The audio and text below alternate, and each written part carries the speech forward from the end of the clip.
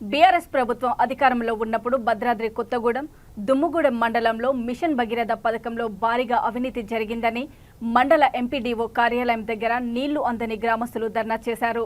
భద్రాచలం మాజీ ఎమ్మెల్యే పోదెం వీరయ్య గ్రామస్తులతో కలిసి దమ్ముగూడెం ఎంపీడీఓకు వినతి పత్రం అందించారు.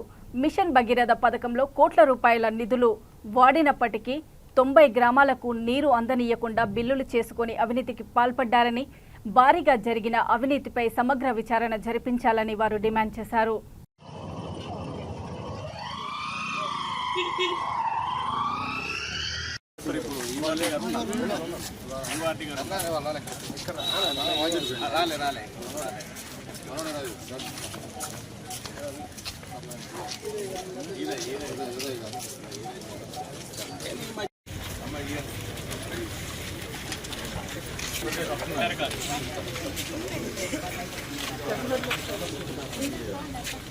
దరఖాస్తు ఎక్కడ ఉందమ్మా?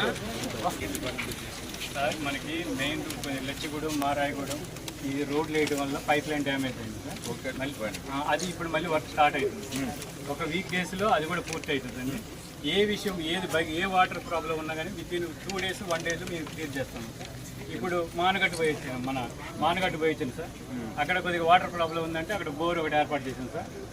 అంటే ఎక్కడ ప్రాబ్లం వచ్చినా చేపిస్తాం సార్. ఇది ఒకటి పైప్ లైన్ డ్యామేజ్ మాత్రం మనకి అమౌంట్ శాంక్షన్ అయింది సార్. డిఈ గారు కూడా వర్క్ స్టార్ట్ చేస్తుంటారు.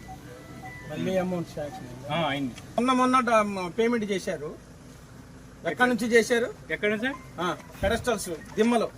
అసలు ఎన్ని ట్యాపులు వేసారు మీరు ఊర్లో? అవునండి, భగీరథ డిఈనే.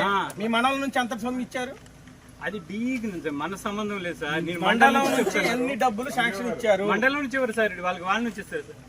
పూర్తిగా అరే నీళ్ళు అత్తలేవా అని మేము పోయి ఆ ఊరినే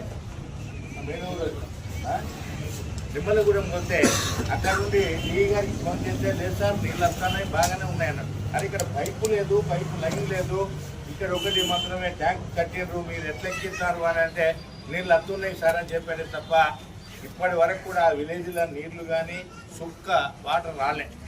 ఇక అదేవిధంగా చూసినట్లయితే ఇక్కడ ఉన్నాయి 37 జీపీలు ఉన్నాయి.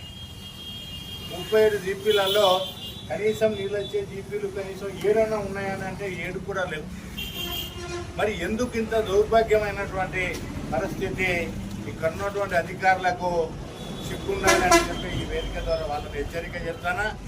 మీరు తప్పనిసరిగా తప్పు చేసినారు కనుక తప్పుకు బాధ్యులుగా మీరే రెక్టిఫై చేసి మీ ఇంట్లో నుండి కడతారా లేకపోతే మీ జేబు నుండి తెచ్చుకుంటారా? బిల్లులు చేసినటువంటి అధికారులందరినీ కూడా